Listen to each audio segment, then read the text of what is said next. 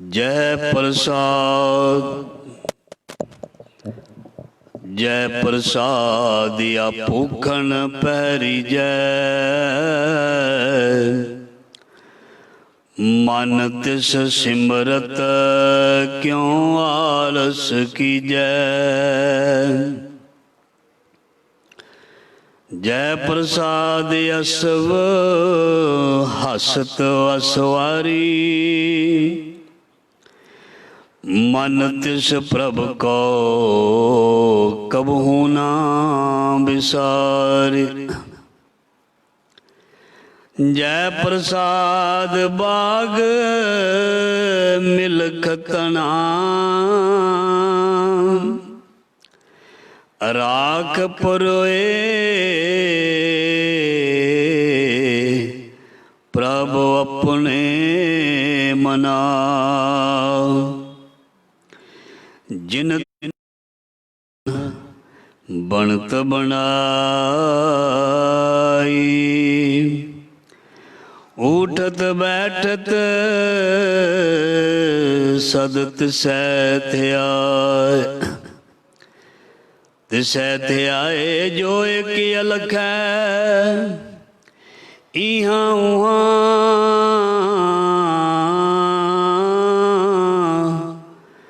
नानक तेरी रखै।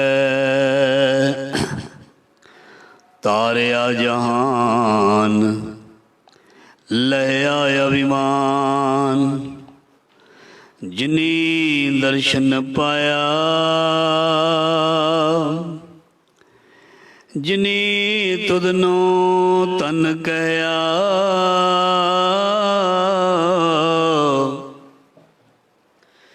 जिनी तुदनो धन कहया तिन जम नेड़ न आया। जिनी तुदनो तन कहया तन कहया तिन जम नेड़ न आया। ज़ारा ज़हूर हाजरा हजूर सर्व कला भरपूर समर्थ गुरु लोक परलोक दे रख्यक भगत वशल बाणी के बहुत ज्ञान दा सागर दसां पातशाहियां दी जोत तन तन श्री गुरु ग्रंथ साहिब जी महाराज सतगुरु जी की पावन पवित्र गोद हजूरी दे विच गुरु शब्द दे नाल जुड़ बैठी गुरु प्यारी साध संगत जी वडभागे हाँ। सतगुरु जी ने दया मेहर कृपा की है। अमृत वेला सच नाव वड्याई विचार करमी आवे कपड़ा नदरी मुख द्वार।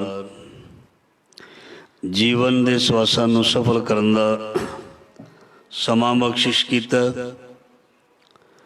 आओ गुरु की मेहर कृपा सदका अपने जीवन ते सवासां नूं गुरु मेहर करे सफल करिए।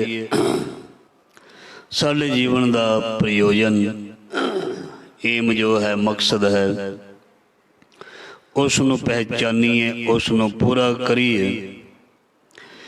गुरमत दे रस्ते ते चल के पैंडा तय करके परमात्मा रूपी मंजिल तक पहुंचीए और अपने आप नूं इस जहान नूं असल दे विच की है इस नूं जान सकीए। सो ये सारा ज्ञान सानू श्री गुरु ग्रंथ साहिब महाराज जी शब्द की विचार राही बख्शिश करते हैं। जदों असीं शब्द नूं विचारते हाँ रहाओ की पंक्ति जड़ी है वो इशारा करती है कि शब्द की विचार कर शब्द नूं बड़े ध्यान दे नाल समझो। क्योंकि जे शब्द सानू समझ ना आया जे किसी दी आखी या कही हुई गल समझ ना आई उसनों असीं समझ नहीं सकांगे और उस दे नाल कोई अगे गल तोड़ नहीं सकांगे, क्योंकि जदों किसी दी गल कोई समझ ही ना आवे मनुख अपनी गल नूं अगे वधा नहीं सकता, ਜਾਂ गल ਕੰਨ ਵਿੱਚ ना पवे तां भी उसका जवाब नहीं दे सकता। इस तरह जदों तक गुरबाणी शब्द सानू समझ विच नहीं आएगा वो केवल सुनन तक सीमित रह जाएगा। बाणी का फरमान है विद्या पढ़न दे लई नहीं है, ज्ञान केवल पढ़न दे लई नहीं है। गुरु ग्रंथ साहब केवल अखंड पाठ या सहज पाठ करन दे लई नहीं है। गुरु ग्रंथ साहब या गुरु ग्रंथ साहब जी का ज्ञान बाणी ये समझण दा विषय, ये विचार दा विषय, इसनूं समझना ते विचारना चाहिए। जो इसनूं ना समझेगा या जिसनूं ना समझाएगी, ना विचार करेगा, ना विचार समझाएगी, ओदा गुरु ग्रंथ साहब जी दे नाल प्रेम जिहड़ा है वो गहरा नहीं हो सकता। जिवें असीं कह दिंदे आ मैनूं ते उस दी समझ ही नहीं, मैं उस कोल की करन जाना, सानूं ते उन्हां दी समझ ही नहीं आई, असीं उन्हां दे नाल किवें गलबात करी, सानूं ते उस दी बिल्कुल समझ ही नहीं, असीं ये चीज़ क्यों लईए, क्यों खरीदीए। मतलब चीज़ की जानकारी, चीज़ की समझ का होना बहुत जरूरी है। जिस परमात्मा की असीं रोज़ गल करते हैं, जिस गुरु ग्रंथ साहब जी की रोज़ असीं विचार करते हैं शब्द की, उन्हां दी समझ होनी भी बहुत जरूरी है। बाणी की एक एक पंक्ति का ज्ञान होना जरूरी है। 1430 अंग है तो मुश्किल, मैं भी नहीं चाहता कि मैनू सब कुछ आउंदा जां मैं पढ़िया होया सब कुछ, पर कोशिश है वध तो वध गुरु ग्रंथ साहब जी के शब्द नूं पढ़िया जाए, पढ़ के उसनूं विचारिया जाए, खोजिया जाए, ये गल किवें ढुकदी है, किवें है। जिवें बच्चे पढ़ाई करते हैं फार्मूलियां दे नाल सवाल दे उत्तर लभ लैंदे ने, कढ लैंदे ने, इस तरह जदों असीं शब्द सरवण करते हैं, जिन्ना असीं शब्द दे नाल ज़्यादा टच होवांगे, जुड़े होवांगे, उन्नी छेती सानूं समझ लगेगी। जिसने कदी शब्द की विचार कीती ना होवे जां सरवण ना कीती होवे, सुनी ना होवे, ओदा इन्नी छेती जिहड़ा इंटरस्ट बनदा नहीं, समा लगदा। पर विद्या विचारी तां परोपकारी, विद्या की समझ लगनी चाहिए है। एक ओंकार जे असीं पढ़दे हां ते इहदे अर्थ बारे पता होना चाहिए। जे सानू कोई दूसरे धर्म का बंदा जिहड़ा असीं मूल मंत्र जां गुरमंत्र पढ़दे हां, सानू उस बारे पुछे, जे असीं उसनूं कहीए मैं ते तैनूं गा के या सीधा सुना के दस सकदा, इहदी ट्रांसलेशन नहीं कर सकदा। वो बंदा कोई गोरा होवे, काला होवे, कोई किसी होर देश का होवे, वो सैटिस्फाई नहीं होएगा, ना साडे तो प्रभावित होएगा, ना साडे गुरु ग्रंथ साहब जी की बाणी तो प्रभावित होएगा, क्योंकि असीं उसनूं समझा ही नहीं सके, समझा ही नहीं सके। इसलिए जिहड़े असीं गुरमत दी शब्द दी विचार करते हैं, सानू केवल पंजाबी भाषा नहीं, सानू होर भाषावां दा ज्ञान भी होना चाहिए। जां साडे बच्चे जां आउण वाले समय दे विच जिन्हां ने प्रचारक बनना, वो अपने गुरु ग्रंथ साहब जी का प्रचार जे उन्होंने हर एक देश विच जाके हर एक धर्म दे विच जाके करना, भाषावां दा ज्ञान होना, खास करके इंग्लिश का बहुत ज़रूरी है। क्योंकि जदों असीं अपने स्टेट या राज तो बाहर निकलते हैं, साडे हिंदुस्तान दे विच ही अनेकां भाषावां हन, और जदों असीं अपने देश तो बाहर निकलते हैं, जहाज़ ते चढ़ते हैं, फिर तो होर भाषावां बदल जांदियां ने, पर ज़्यादा करके इंग्लिश अंग्रेजी जिहड़ी है उसनूं ज़्यादा लोग समझ लैंदे हन, इहदा पसार ज़्यादा है। सो मेरे कहने का मतलब ये है कि सानू गुरु ग्रंथ साहिब जी का प्रचार जिहड़ा है केवल सीमित नहीं रखना, इसनूं हर जे कोई हिंदी विच समझ सकदा उसनूं हिंदी विच समझा देना चाहिए। इहदा मतलब हिंदी भाषा का ज्ञान होना भी जरूरी है। माँ बोली साडी पंजाबी है, इहदे विच कोई शक नहीं। जे किसी नूं हिंदी पंजाबी भी नहीं आउंदी, वो केवल अंग्रेजी जानदा, जिवें गोरे लोग ने जां काले लोग ने जां होर लोग ने, वो नहीं साडी हिंदी नूं समझ सकदे, साडी पंजाबी नूं भी नहीं समझ सकदे, ना मराठी, ना कन्नड़, ना तेलुगु, ना गुजराती, किसी भाषा नूं समझ नहीं सकदे।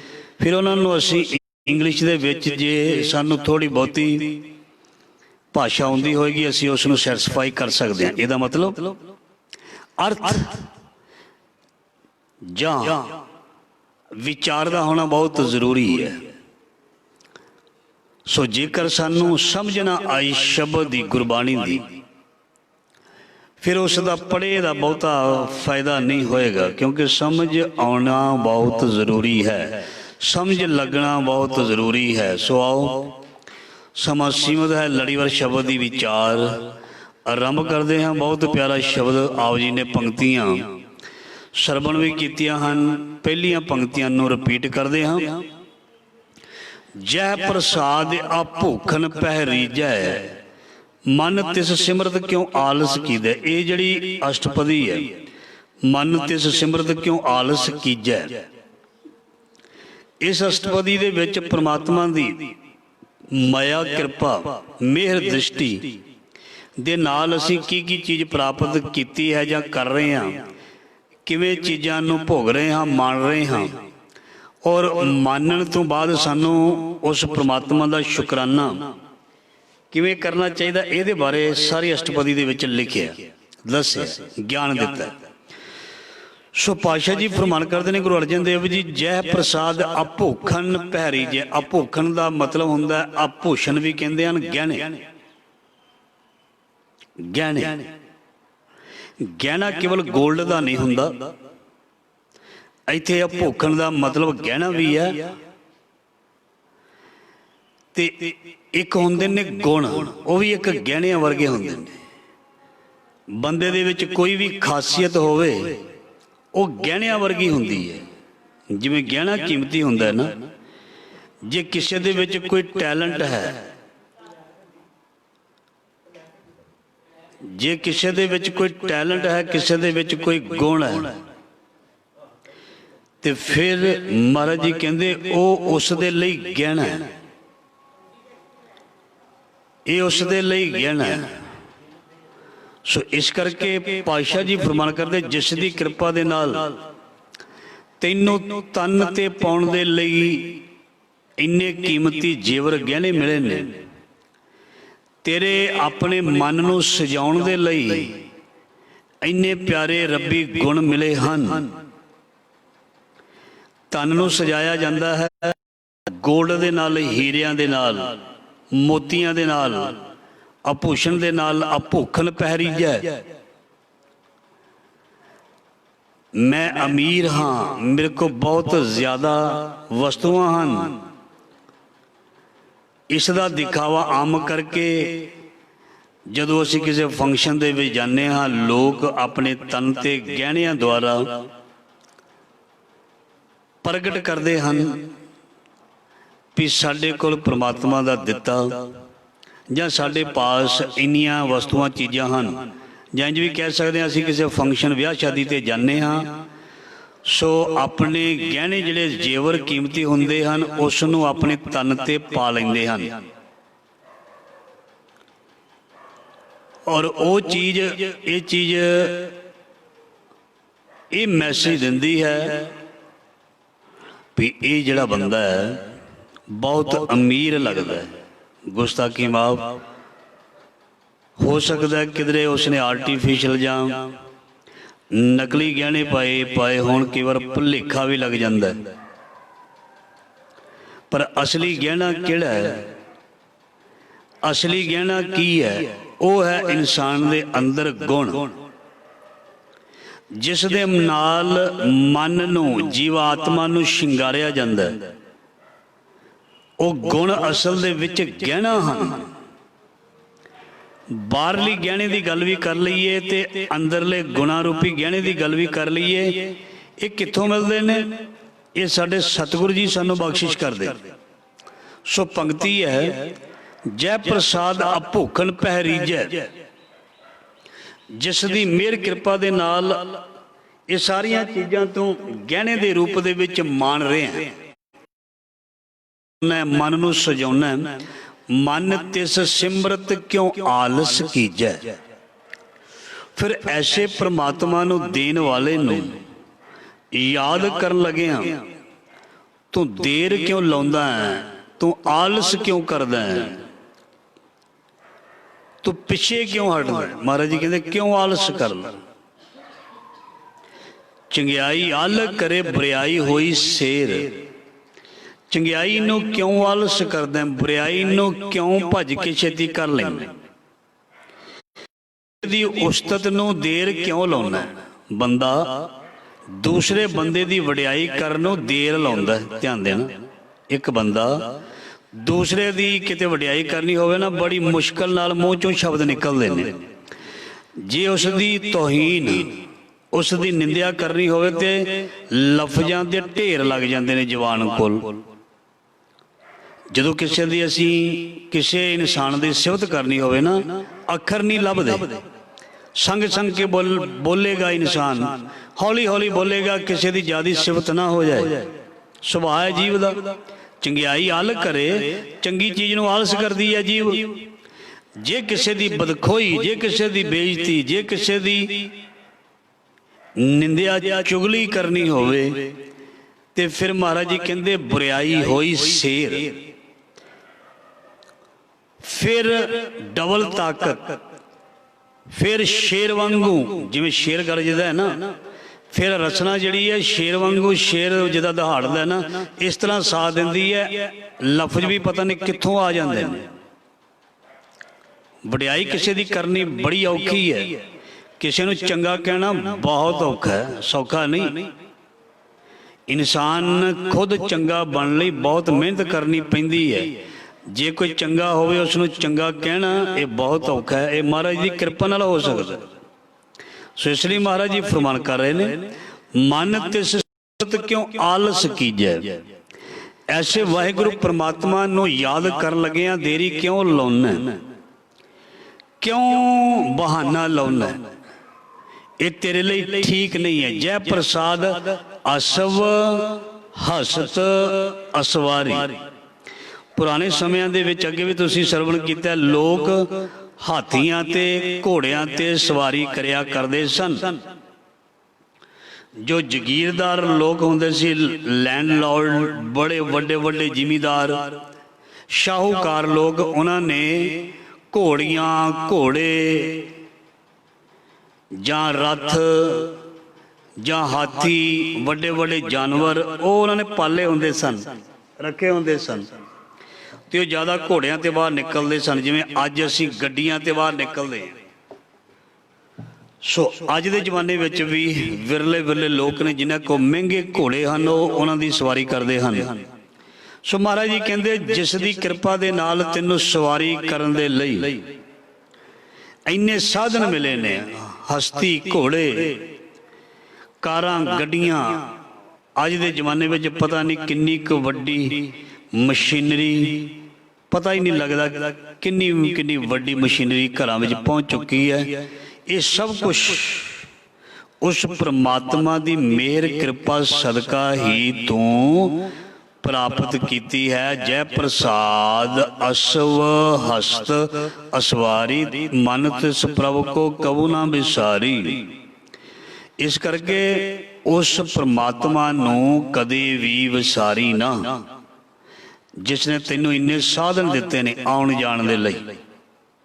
कई बजुर्गों कोलों तुसीं सुनिया होएगा, वो कहंदे साडी ते सारी जिंदगी एवें लंघ गई ते हुण दे बच्चिआं नूं सब कुछ मिलिआ है। वाकई मिलिआ है। कल्ले कल्ले कोल अपनी गड्डी है, कल्ले कल्ले को मोटरसाइकिल है, और महंगी तो महंगी गड्डी खरीदण लई हमेशा बंदा तैयार रहिंदा है। सो पातशाह जी दी ये पंक्ति बिल्कुल ढुकदी है, जय प्रसाद असव हसद असवारी, मन तिस प्रभ को कबू ना बिसारी। उसनूं हमेशा याद रखी, नहीं तो गड्डियां इत्थे पंक्ति आई ना, हाथियां दी घोड़ियां दी सवारियां दी, नहीं तो उपरों थले ते थल्लियों उपर लैके जाण नूं बहुती ढेर नहीं लाउंदा। ओ धरती तो आकाश ते आकाश तो धरती ते लियाउण लगा बहुती देर लाउंदा ही नहीं। इस करके उसदी बख्शिश दा शुकराना करदा रही। जो कुछ तैनूं मिलिआ मेहरबान दी मेहर सदका मिलिआ, कदे भी ना कहीं मेरी मेहनत करके मिलिआ। मेहनत तू करनी है करम, मेहनत नूं फल भाग लगे ओदी किरपा दे नाल। जे बंदा कल्ली मेहनत ते मान करदा होवे, जदों 80-90 साल दा हो जांदा, फिर उदों मेहनत नाल कीती कमाई कम क्यों नहीं आउंदी?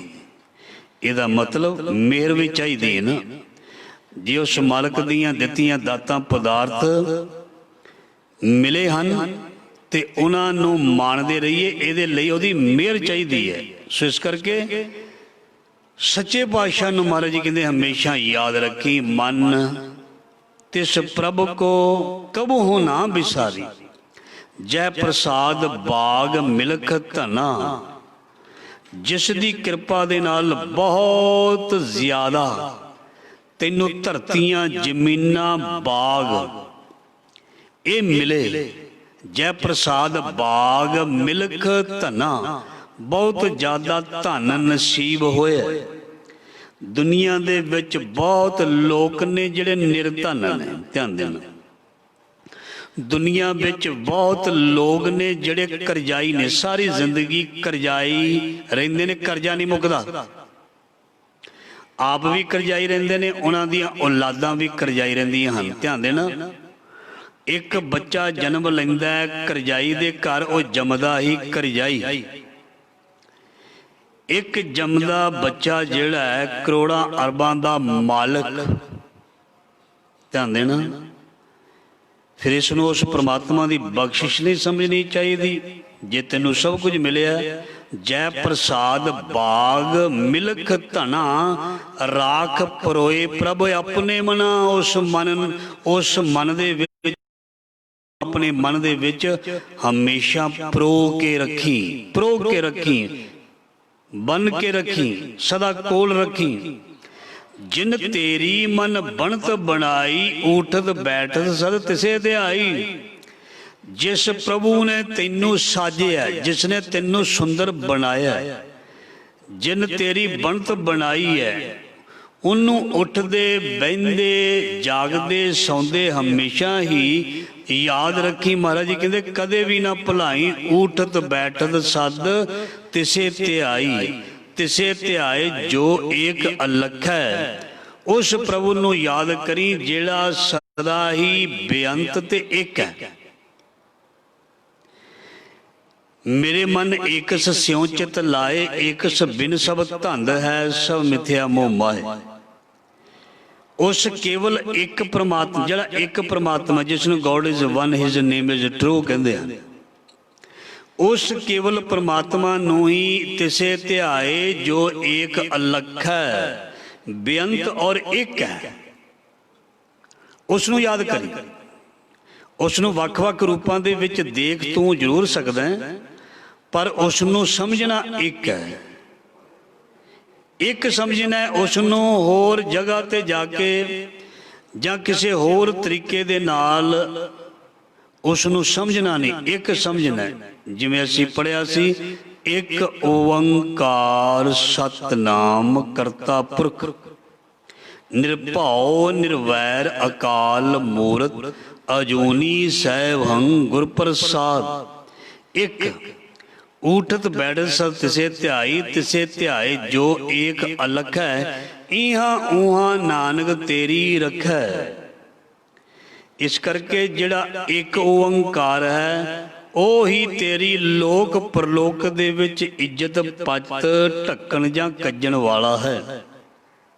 ਹੋਰ ਦੂਸਰਾ ਕੋਈ ਨਹੀਂ, ਹੋਰ ਦੂਸਰਾ ਕੋਈ ਨਹੀਂ। ਦੂਸਰੇ ਨੂੰ ਆਪਣਾ ਤੂੰ ਸਮਝ ਕੇ ਜਾਂ ਬਣਾ ਕੇ ਵੀ ਨਾ ਰੱਖੀ। ਇੱਕ ਦੇ ਨਾਲ ਹੀ ਜੁੜੀਦਾ, ਇੱਕ ਦੇ ਹੀ ਬਣ ਕੇ ਰਹੀਦਾ।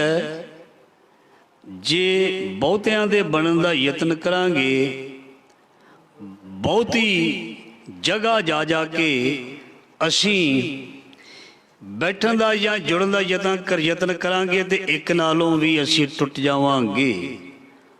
ਸੋ ਇਸ ਕਰਕੇ ਤਿਸੇ ਧਿਆਏ ਜੋ ਏਕ ਅਲਖ ਹੈ, ਇਹਾਂ ਉਹਾਂ ਨਾਨਕ ਤੇਰੀ ਰੱਖੇ।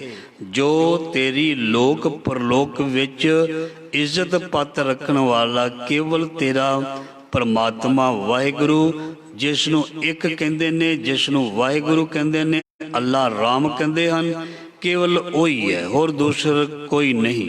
ਇੱਕ ਪਿਤਾ ਇੱਕ ਸਕੇ ਹੰਬਾਰਗ ਤੂੰ ਮੇਰਾ ਗੁਰਹਾਈ। ਇਸ ਲਈ ਐਸੇ ਪ੍ਰਭੂ ਵਾਹਿਗੁਰੂ ਨੂੰ ਤੂੰ ਹਮੇਸ਼ਾ ਯਾਦ ਰੱਖ, ਚੇਤੇ ਰੱਖ, ਉਹਨੂੰ ਕਦੀ ਵੀ ਨਾ ਵਿਸਾਰੀ ਤੇ ਜ਼ਿੰਦਗੀ ਦੇ ਵਿੱਚ ਹਮੇਸ਼ਾ ਹੀ ਕਾਮਯਾਬ ਖੁਸ਼ਹਾਲ ਰਹੇਗਾ। ਪਰਮੇਸ਼ਰ ਨੂੰ ਭੁੱਲਣ ਤੇ ਬਹੁਤ ਜ਼ਿਆਦਾ ਦੁੱਖ ਲੱਗਦੇ ਨੇ, ਚਿੰਬੜਦੇ ਹਨ। ਸੋ ਗੁਰੂ ਮਹਾਰਾਜ ਜੀ ਮਿਹਰ ਕਰਨ। ਇਹ ਸੀ ਅੱਜ ਦੇ ਲੜੀਵਾਰ ਸ਼ਬਦ ਦੀ ਵਿਚਾਰ ਜੋ ਆਪ ਜੀ ਨੇ ਸਰਵਣ ਕੀਤੀ ਹੈ। ਗੁਰੂ ਮਹਾਰਾਜ ਜੀ ਮਿਹਰ ਕਰਨ, ਇਸ ਦਾ ਭਾਵ ਅਰਥ ਸਾਡੇ ਹਿਰਦੇ ਵਿੱਚ ਵਸੇ ਔਰ ਸਾਡਾ ਜੀਵਨ ਸਫਲ ਹੋ ਸਕੇ। ਇਨੀ ਸੇਵਾ ਪ੍ਰਵਾਨ ਫਤਿਹ ਬੁਲਾਓ। ਵਾਹਿਗੁਰੂ ਜੀ ਕਾ ਖਾਲਸਾ, ਵਾਹਿਗੁਰੂ ਜੀ ਕੀ ਫਤਿਹ।